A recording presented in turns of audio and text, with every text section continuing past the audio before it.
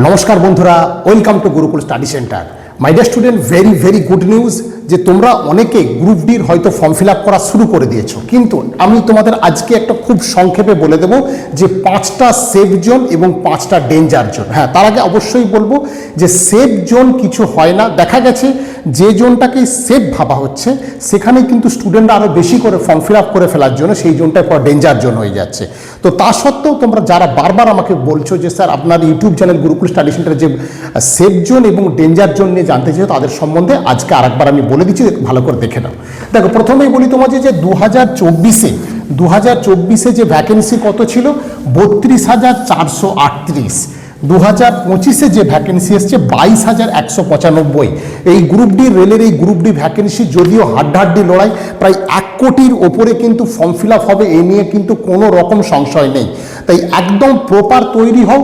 তো এই 2025-এর ভ্যাকেন্সি আছে 22,195 জন, 95টা ভ্যাকেন্সি, ন্যূনতম মাধ্যমিক পাস এই ফর্ম ফিল আপ করতে পারবে, কোনো অসুবিধা নেই। ডিটেলস ভিডিও পেতে তোমরা কিন্তু আমাদের YouTube channel Gurukul study centre follow করো, সেখানে কিন্তু ডিটেলসটা আমি দিয়ে দিচ্ছি।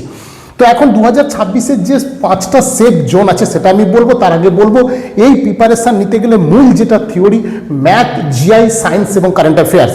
আমাদের গুরুকুল স্টাডি সেন্টারে ম্যাথ সম্পূর্ণ বিষয় ভিত্তিক আলাদা আলাদা অভিজ্ঞ শিক্ষক দিয়ে আমাদের এই ক্লাস হয়। ম্যাথের class, GI class, science class এবং কারেন্ট অ্যাফেয়ার্স তথা জিকে ক্লাস আমরা কিন্তু সম্পূর্ণ আলাদা আলাদা দিয়ে আমরা কিন্তু এখন যেটা মূল বিষয় আমি তোমাদের বলবো যে 5টা যে সেফ জোন সেটা হচ্ছে 1 নম্বরে আছে চণ্ডীগড়, 2 নম্বরে আছে তোমাদের আহমেদাবাদ, 3 নম্বরে আছে গুয়াহাটি, হ্যাঁ, আর 4 নম্বরে আছে গোরখপুর হচ্ছে 4 নম্বর, অর্থাৎ 5 নম্বর, আর 4 নম্বরে হচ্ছে মুম্বাই।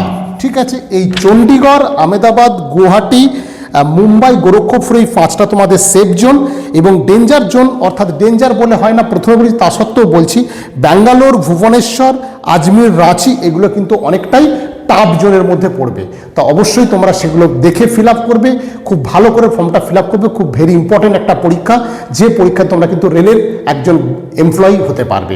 ঠিক আছে, আজকে এই পর্যন্তই। প্রত্যেকে ভালো থেকো।